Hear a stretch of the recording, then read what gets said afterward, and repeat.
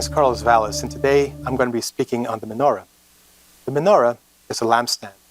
A lampstand is just that, a stand which holds a lamp. The menorah is a symbol of Jesus, and I will explain. In Exodus 25:31-32 gives details of the menorah.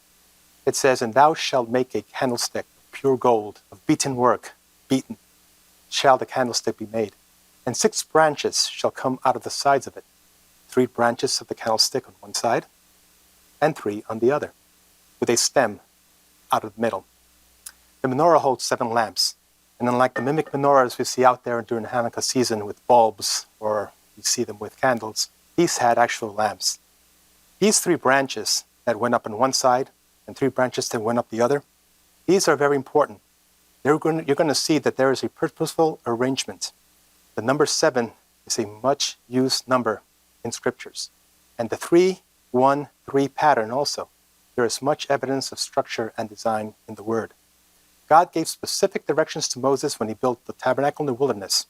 The Lord gave precise instructions to 3 structures in scriptures: the Ark of Noah, the tabernacle in the wilderness, and Solomon's temple. All arrangements, furnishings, and shadows were shadows and types of Jesus. So in the wilderness, they had a screen covering the perimeter of the tabernacle. The only way to see was entering the outer court. One was allowed to enter by bringing a sacrifice. As soon as you entered the outer court, there was a brazen altar. Brazen is another key word for judgment, as is bronze. There, the sacrifice would be laid. Jesus was a type of the sacrifice needed to approach God. There was no bypassing the brazen altar. Now, approach closer to the tabernacle, there was a laver filled with water to wash and cleanse yourself. The washing represented the cleansing of the mind and the body that comes from his word. It is continuing.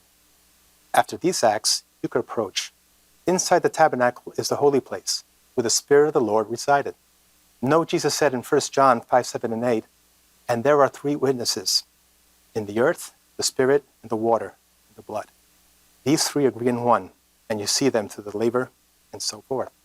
The tabernacle was dark, covered by many skins.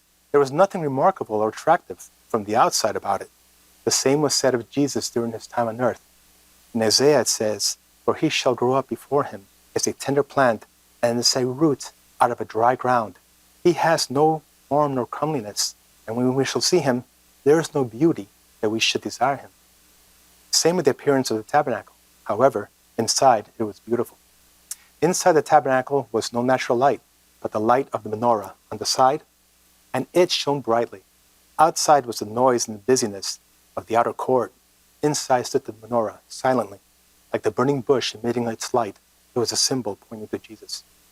The menorah was placed in the holy place in the tabernacle of Isaiah.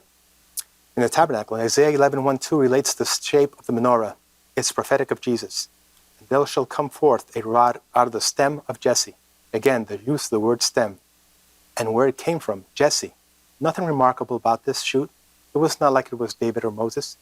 But a branch shall grow out of its roots, and the Spirit of the Lord shall rest upon him. The Spirit of wisdom and understanding, the Spirit of counsel and might, and the Spirit of knowledge and fear. And right in the middle was Jesus. I hope this blesses you, and I hope this gives a bigger description and understanding of the menorah.